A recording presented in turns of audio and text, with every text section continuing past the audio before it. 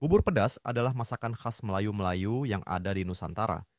Makanan ini dapat dijumpai di berbagai daerah di Nusantara, terutama di Kalimantan, Sumatera, Sarawak, Aceh, dan Kepulauan Riau yang merupakan makanan khas dari daerah-daerah tersebut.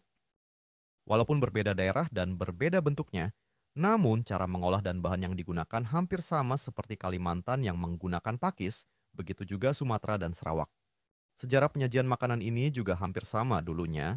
Selain persembahan untuk sang raja, makanan ini juga disajikan di waktu hari-hari besar seperti bulan Ramadan, di saat berbuka puasa.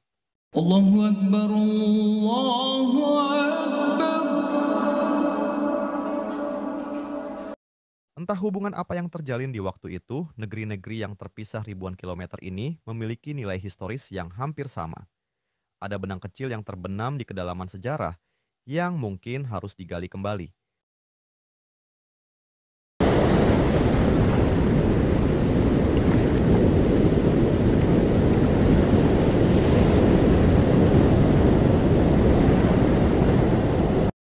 Dalam tradisi lisan masyarakat Melayu Sambas, bubur pedas merupakan makanan yang menggambarkan sejarah kelam kerajaan tersebut.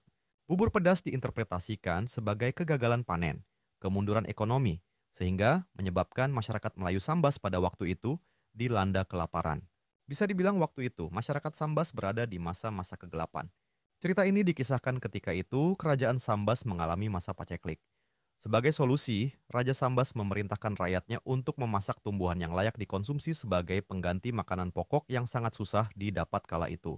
Rakyat pun mengikuti perintah sang raja, mereka mulai mengumpulkan sayur-sayuran yang tumbuh di alam, kemudian memasaknya dengan mencampurkan semua sayuran tersebut menjadi satu, hingga jadilah bubur pedas yang kita kenal saat ini.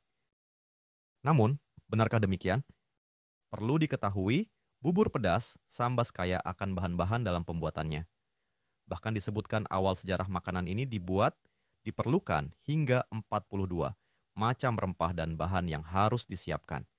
Pengolahannya yang tidak sebentar dengan bahan yang banyak juga membuat makanan ini biasanya dikerjakan oleh banyak orang.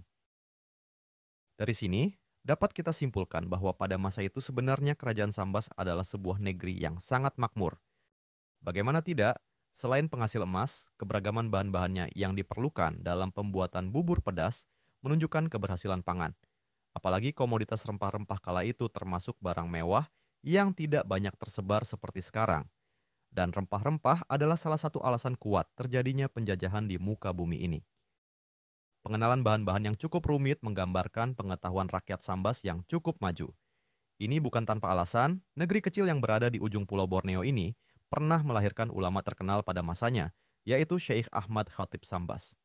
Adalah seorang ulama sufi dari tanah Sambas yang masyhur di Mekah.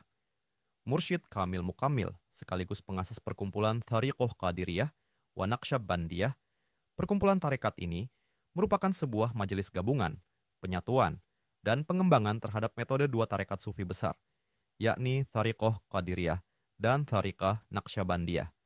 Adalah aliran tarekat yang muktabarah terjamin keabsahannya, menjadikannya sebagai aliran tarekat yang paling pesat perkembangannya di dunia, bahkan penganutnya telah tersebar hingga ke seluruh dunia. Pusat penyebarannya berkiblat di wilayah Asia Tenggara, khususnya di Indonesia,